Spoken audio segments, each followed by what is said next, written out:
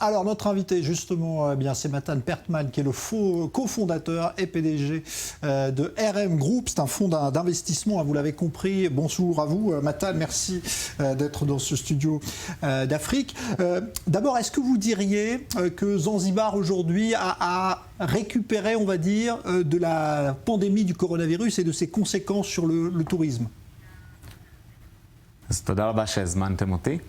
Merci de m'avoir demandé de venir. Zanzibar repose essentiellement sur le tourisme. 90% de son économie repose sur le tourisme. Donc 50% du tourisme en 2020 a totalement disparu. Et en général, nous pouvons dire que le gouvernement a bien traité la pandémie et le pays était relativement ouvert. Et en 2022, Zanzibar récupère le nombre de touristes comme en 2019 et en 2023, il semble que nous allons dépasser ce record touristique. Alors, c'est une destination très populaire, Zanzibar, notamment chez les Israéliens, depuis quelques années. C'est ce qui a fait que vous vous êtes intéressé, vous, en tant qu'investisseur, à cette destination ? Oui, les Israéliens aiment beaucoup le Zanzibar, il y a des vols directs, mais ce qui nous a amené au Zanzibar, c'est que notre société est une société d'investissement immobilier et un de nos employés est parti au Zanzibar pour demander sa future épouse en mariage et en revenant, il nous a dit, écoutez, il faut absolument faire quelque chose là-bas parce que vraiment, c'est une grande opportunité. Et ce n'est pas une blague. En fait, nous l'avons envoyé là-bas. Nous avons réalisé qu'il y avait véritablement une opportunité économique. Et c'est une destination qui attire les touristes. Et voilà. Alors, le reste, c'est du passé. C'est vrai qu'il y a une demande également de la part du gouvernement de Tanzanie qui cherche des investisseurs. Donc c'est un peu donnant-donnant. C'est-à-dire que la Tanzanie a besoin d'investisseurs tels que vous. Et vous voyez là-bas une vraie opportunité de développer le tourisme ? Exactement. La Tanzanie et le Zanzibar reposent essentiellement sur des fonds provenant de l'extérieur. Il y a des exemptions fiscales, par exemple, et le gouvernement aide tous les investisseurs qui viennent de l'étranger, notamment aux Zanzibar. Tout se passe très bien. Les gens vraiment font tout pour nous aider et véritablement c'est gagnant-gagnant pour tout le monde. Alors quel est l'objectif justement de votre groupe RM à Zanzibar aujourd'hui, au Zanzibar? C'est de créer beaucoup de chambres d'hôtel, c'est ce qui manque le plus aujourd'hui? Alors,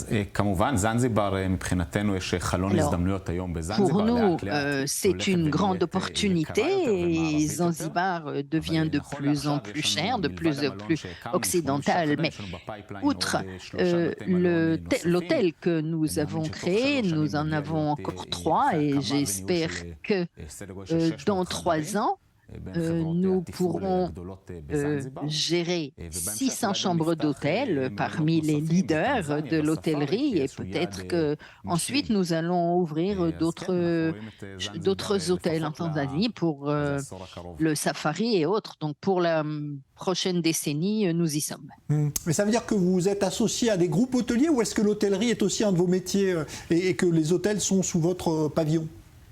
Nous créons l'hôtel, nous le bâtissons et nous avons avec nous Avi Khavajani qui est dans le domaine depuis de très nombreuses années. Nous avons créé un groupe dont l'objectif est de créer des hôtels et nous pourrons peut-être amener des grands groupes pour la gestion des hôtels, mais pour le moment, nous gérons ça en interne. Qu'est-ce qui manquait le plus dans ce que vous avez constaté aujourd'hui dans l'hôtellerie locale qui était déjà sur place à Zanzibar? On était vraiment loin des standards, on va dire, internationaux?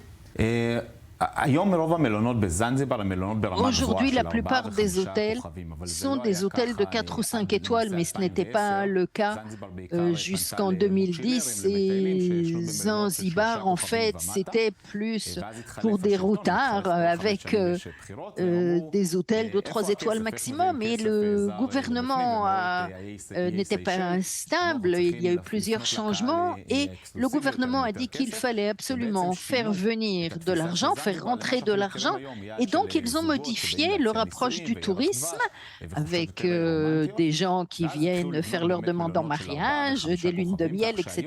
Et il y a eu donc des hôtels de 4 et 5 étoiles qu'on a vus. Et la plupart des hôtels aujourd'hui sont encore des petits hôtels,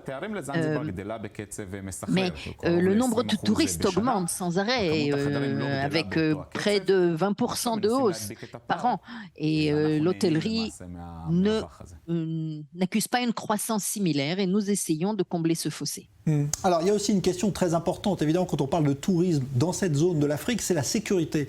Est-ce qu'aujourd'hui, Zanzibar, la Tanzanie, offre toutes les garanties pour accueillir, on va dire, en toute sécurité les touristes, et notamment israéliens? Oui, écoutez,